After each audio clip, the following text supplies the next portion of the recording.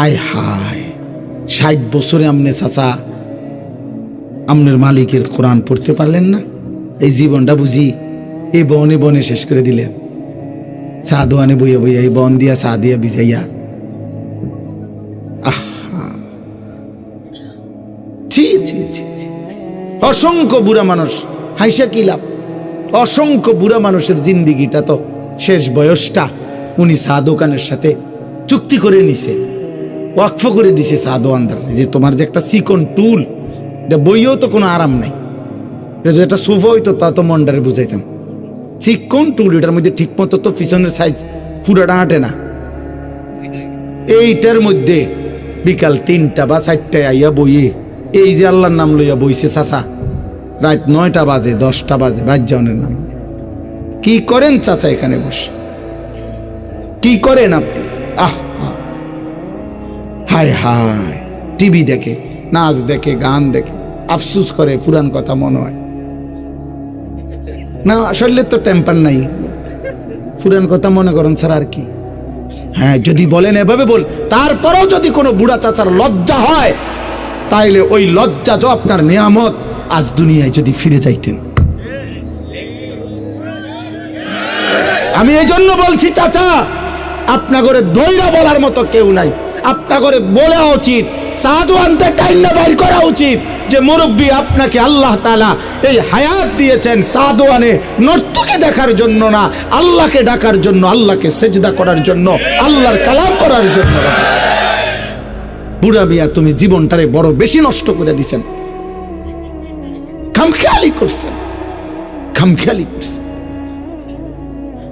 আল্লাহ আমাদেরকে বুঝ দান করে। এই জন্য কিশোর ভাই, যুবক ভাই, মুসলিম ছেলে, তোমাদের জিন্দিগিও তোমরা মনে রাখো আব্বা। তোমাদের যাদের জবান দিয়া মালিকের কোরআন উচ্চারণ হয় না, তোমাদের যাদের জবান দিয়ে চোখ দিয়ে আল্লাহর কালাম দেখো না, তোমার চোখ মূলত নাই। এই জন্য আল্লাহ কোরআনে বলছে, এবার শুনেন, আল্লাহ গাফেলের পরিচয় বলছে। গাফেল কারা? খোদার কসম আল্লাহ বলছে, যাদের দিল ছিল কিন্তু আমি আল্লাহকে বুঝে না, যাদের কান ছিল আমি আল্লাহর কথা যারা শুনে না, যাদের চোখ ছিল আমি আল্লাহর কুদরত, আমার আয়াত যারা দেখে না, আল্লাহর কসম আল্লাহ কোরআনে বলছে ওরা গাফেল, ওরা গাফেল, ওরা গাফেল। ওয়ালাকাদ যারানা লিজাহান্নামা কাসীরাম মিনাল জিন্নি ওয়াল ইনস লাহুম কুলুবুল লা ইয়াফকাহুনা বিহা ওয়ালাহুম আযানুন লা ইউবসিরুনা বিহা লা ইয়াসমাউনা বিহা ওয়ালাহুম আ'য়ুনুন লা ইউবসিরুনা বিহা উলাইকা কাল আনআম বাল হুম আযাল উলাইকা হুমুল গাফিলুন। দিল ছিল আমি মাওলাকে চিনল না, ভাবল না। কান ছিল আমি আল্লাহর কথা শুনল না। চোখ ছিল আমি আল্লাহর কুদরত, আমার আয়াত দেখল না। খোদার কসম আল্লাহ বলছে, এমন নাফরমানদেরকে দিয়ে আমি জাহান্নাম পূর্ণ করব। আল্লাহর কসম আল্লাহ বলছে, এমন নাফরমান জানোয়ারের মতো। উলাইকা কাল আনআম, কানটা যে কাজে লাগায় নাই, চোখ যে কাজে লাগায় নাই, দিল যে কাজে লাগায় নাই, আল্লাহর কসম আল্লাহ বলে ওইটা জানোয়ারের মতো জানোয়ার। উলাইকা কাল আনআম, ওইটা জানোয়ারের মতো। বাল হুম আদাল, আল্লাহ বলে যদি গোসা করে, রাগ করে, তাইলে বলবা না জানোয়ারও না, জানোয়ারের চাইতো নিকৃষ্ট। প্রথমে বলে দেখবা কুত্তা, যদি বলে মাইন্ড করলাম, তাহলে বলবা না না সরি, কুত্তার চাইতে নিকৃষ্ট। যদি প্রথম বলবা শুকর, যদি চোখ দেখো যে মাইন্ড করছে শুকর বলাতে, তাইলে বলবা শুকরের চাইতে নিকৃষ্ট।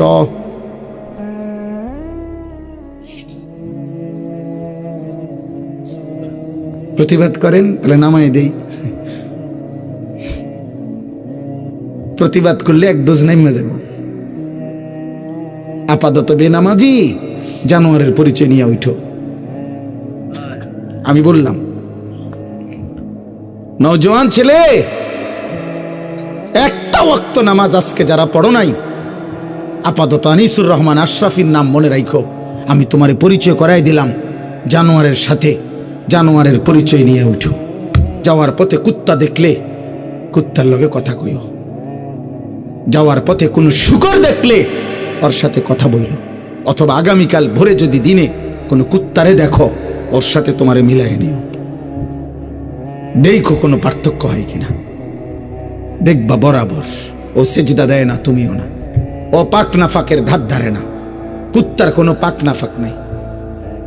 কুত্তার এই জন্য পেশাব করে পায়খানা করে পেশাবের পরে পানি নেওয়ার কোনো প্রয়োজন নাই। তার তো কোনো পাক, কুত্তার কোনো জায়েজ না জায়েজ না। বিরানি তো মুখ দেয়, পায়খানা তো মুখ দেয়। এই নাফরমানো মাকেও দেখে, বোনের দিকেও তাকায় দেখে। হায় হায়, মানুষ নামের পশু এই জানোয়ার উলঙ্গ ছবিও দেখে।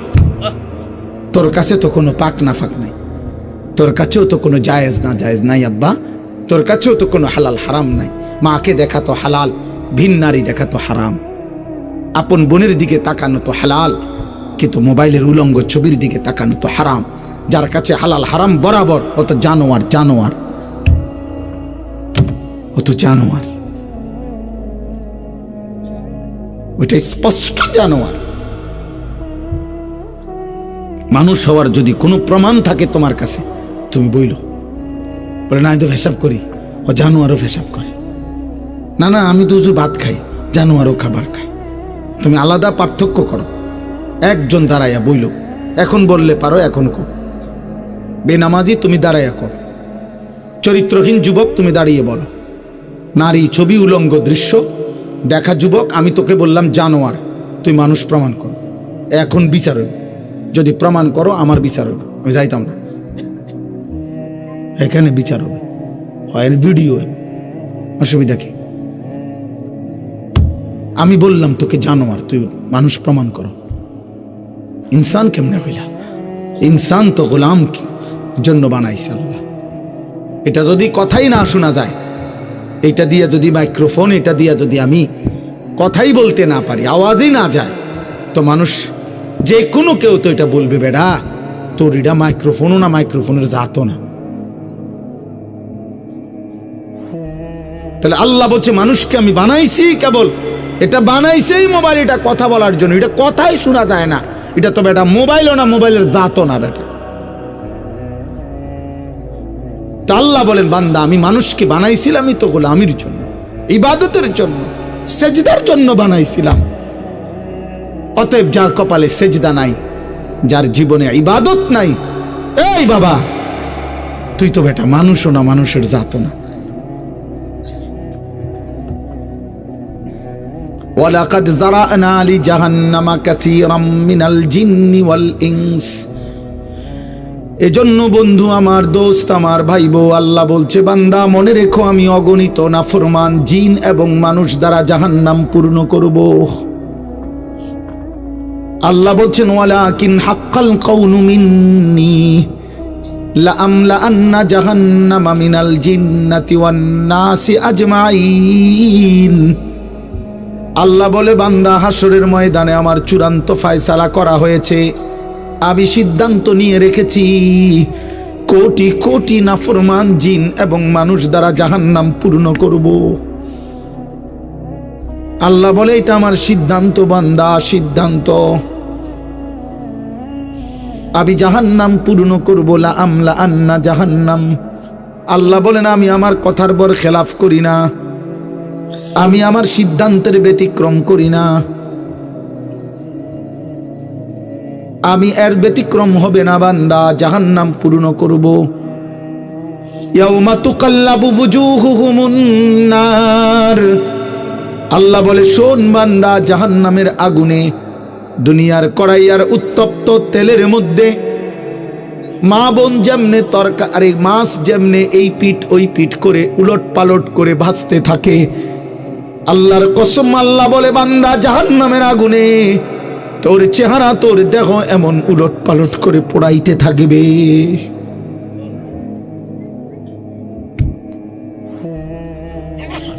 বুঝলা না বা? মুসলমান পরিচয়ের কত দাম, ইমানের পরিচয়ের কত দাম। আমি গভীর রাত আর লম্বা করতে চাই না। ভাবলা না তোমরা, তোমরা আমরা বুঝাইয়া পারলাম না। এত মসজিদ, এত মাদ্রাসা, এত আলেম, এত আজান, এত কোরআন, তোমার বাবা দাদা 14 গোষ্ঠী সবাই মুসলমান, চারিদিকে এই সব কিছুকে তুমি বৃদ্ধাঙ্গুলি দেখায়া বেঈমান মুশরিকের মতো চুল রাখলা। ছি ছি ছি, এত এত আমরা সবাই তোমার দৃষ্টিতে পাগল ছাগল না? বলো বাবা, কাফের বেঈমানের মতো চুল রাখলা কেন? এই মুসলমানের বাচ্চা, একটা ওয়াক্ত নামাজ পড়লি না যারা, তো তোর সাথে আমাদের কি সম্পর্ক? আব্বা, তোর বাবার সাথে কি সম্পর্ক? তোর মায়ের সাথে তোর কিসের সম্পর্ক? তোর ধর্মের সাথে তোর সম্পর্ক কি? ভোটার আইডি কার্ডে ধর্মের পাশে ইসলাম লিখছো কেন? আমরা বুঝি কেউ? আফসোসের বিষয় আছে, এত বিপুল পরিমাণ আমাদের কিশোর যুবক মুসলিম পরিচয়ধারী থাকার পরেও আজকে আমরা ইসলামকে বড় করে তুলে ধরতে পারছি না।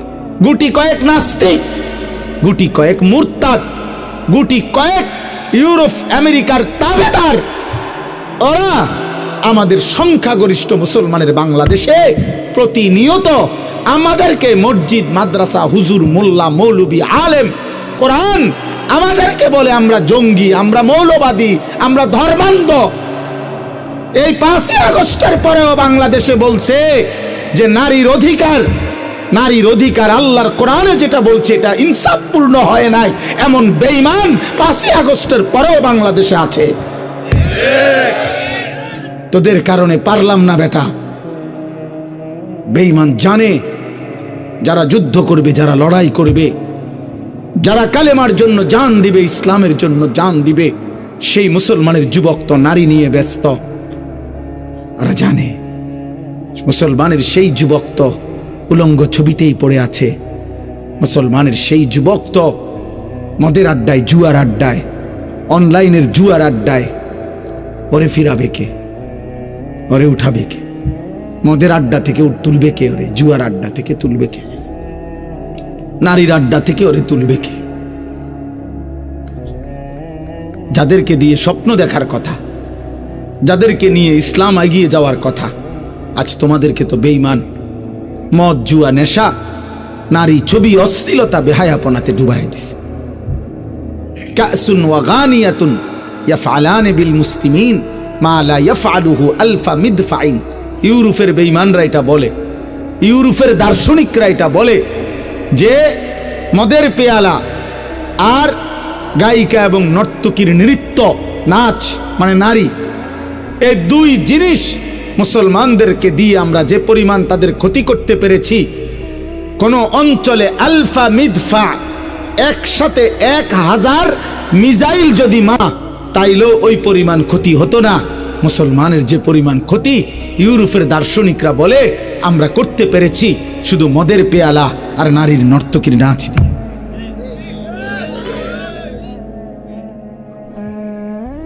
বোমা মারলে তো কোনো এক এলাকায় মারবে, এক অঞ্চলে মারবে, নর্তকী তো সব সারা দেশ জুড়াই দিছে। জিনা ব্যভিচারের ছবি তো সারা দেশ জুড়াই দিছে। আল্লাহ তোমাদেরকে বুঝ দান করেন।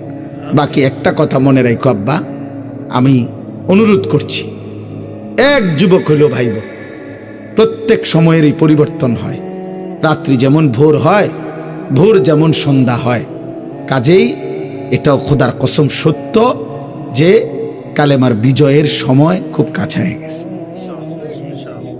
এই মুহূর্তেও বাংলাদেশের পরিস্থিতি হলো, বাংলাদেশের সকল স্কুল, কলেজ, ইউনিভার্সিটি, সব জায়গায় এই মুহূর্তে যেখানেই কোনো প্রতিবাদ আন্দোলন, যেখানেই কোনো ছেলে পেলের, যেখানেই কোনো প্রতিবাদ করছে, আন্দোলন করছে যে কোনো বিষয় নিয়ে, সবার আগে একেবারে প্রতিটা কলেজ, ইউনিভার্সিটিগুলোতেও বর্তমান বাংলাদেশে আওয়াজ ওঠে প্রথম যেই শব্দের, সেটা হলো নারায়ে তাকবীর। তুমি খবর নাও, এই মুহূর্তে বাংলাদেশের চিত্র এটা। আমরাও খবর রাখি, আমরা তো দেশেই থাই, আমাদের দেশে থাই না। প্রতিদিন প্রতিদিন লক্ষ কোটি ইমানদার যুবক, ছেলে মেয়ে পর্যন্ত প্রতিদিন এখন প্রথম আওয়াজ নারায়ে তাকবীর, এখন শব্দ ইনকিলাব জিন্দাবাদ, ইনকিলাব। হাদির রক্ত বৃথা যাবেই না, তার প্রতি ফোঁটা রক্ত থেকে ইনকিলাব হবে ইনশাআল্লাহ। দেখো, তোমরা দেখো, আল্লাহ তোমগরে হায়াত দোক, তোমরা দেখবা ইনশাআল্লাহ। তোমরা দেখবা কয়জন রে গুলি করবে দুশমন, কয়জন মৌলবীরে গুলি করবে, কয়জন দেশপ্রেমিককে গুলি করবে, কয়জন ইমানদার যুবককে। বাংলাদেশে যদি 5 কোটি যুবক হয় তো ভারতীয় বেঈমান আধিপত্যবাদী দুশ্মনরা একসাথে 5 কোটি যুবক ব্রাশফায়ার করে ফেলবে।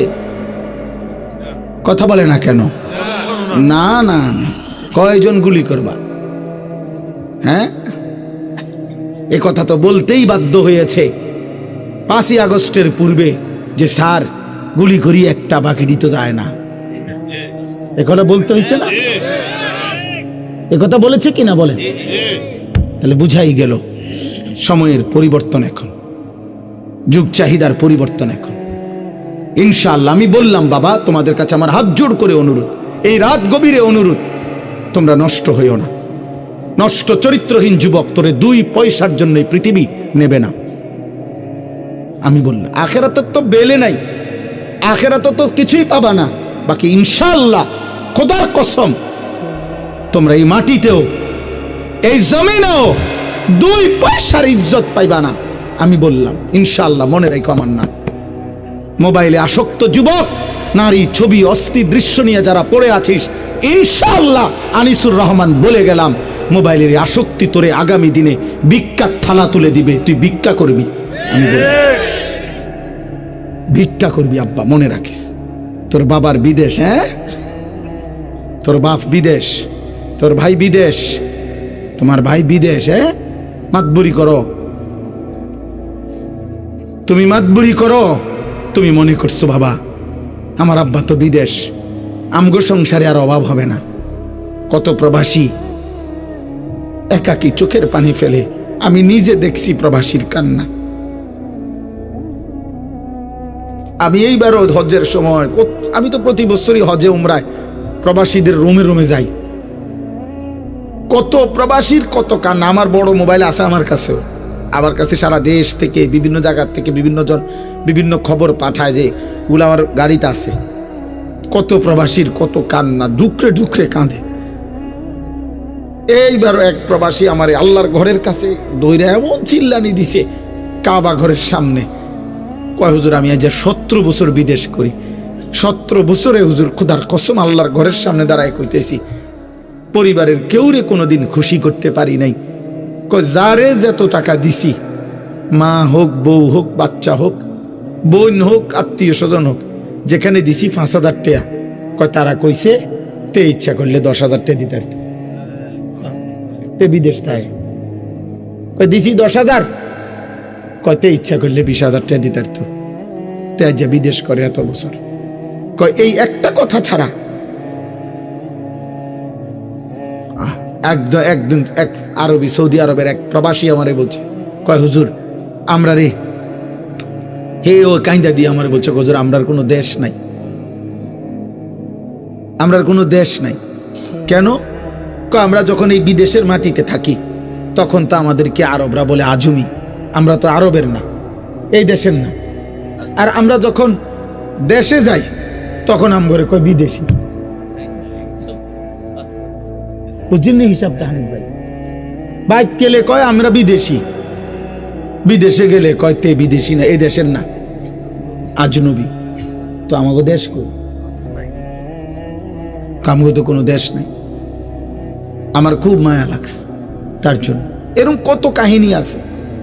এই জন্য বাবা তোমরা অনুরোধ করছি, তোমরা এই সুখ কষ্ট পাইবা, এই নারী ছবি, এই বেনামাজি জীবন এবং এই কর্মবিহীন, এই পরিশ্রমবিহীন, এই অলস জীবন দুনিয়াতেও কষ্ট দিবে।